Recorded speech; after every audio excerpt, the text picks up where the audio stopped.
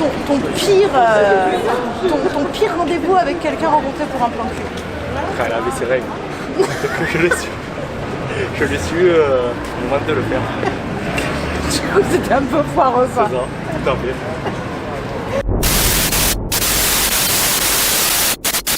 Ton pire plan cul. Alors le pire, il y en a eu beaucoup. Mais je crois qu'il y en a un, c'est marrant, c'est deux inverses. Il y en a un. Pas de nom. Non, pas de nom, mais en fait, elle était.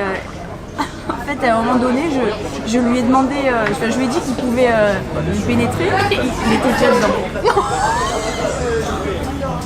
Pire souvenir de base. Le pire. Il y en a pas mal aussi des pires, donc... Non, je sais pas, le pire, je pense que c'est... Et là, j'ai senti comme une languette à un moment donné sur le côté, et là, j'ai eu l'impression d'être énorme, en fait. C'était pas très flatteur.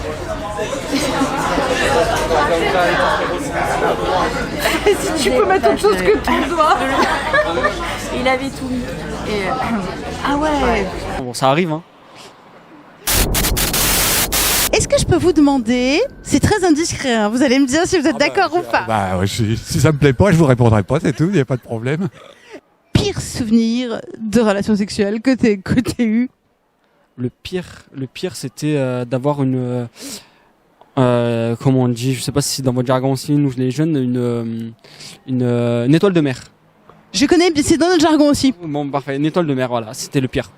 Une fois où je suis rentré avec une fille de soirée et elle me plaisait pas tellement, et puis au lit c'était assez mou.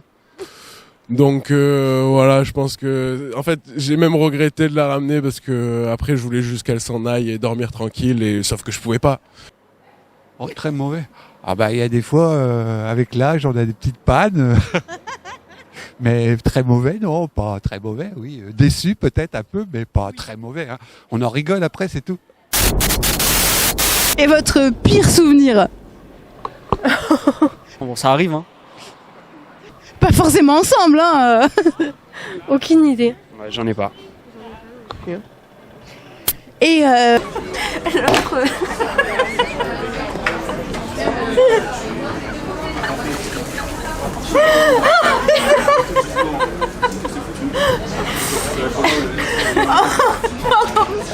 Bon, ça arrive, hein.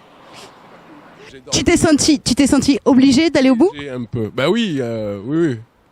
J'ai fait ce qu'il fallait faire, et puis après j'ai dormi avec elle, quoi. Je n'allais pas lui dire. Mais parce que oui, moi j'ai déjà été beaucoup plus fourbe. Où d'un coup je me suis dit ça va pas le faire et j'ai feinté et je me suis cassée. Bon, ça arrive, hein. La languette. La languette, c'était lui. Ouais, mais moi, vu que c'était chez moi, je pouvais pas. Sinon, oui, j'aurais fait ça. Et du coup, ouais, donc c'était un peu des regrets, tu vois. En plus, j'avais un lit à mettre une place et demie, donc on dormait à deux. En plus, je me suis dit, ah putain, c'était nul. Donc voilà, c'était, je pense, le pire. Oh.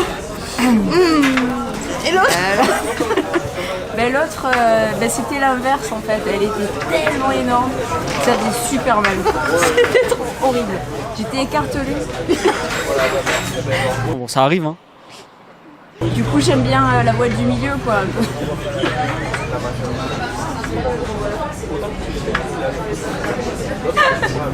Un équilibre.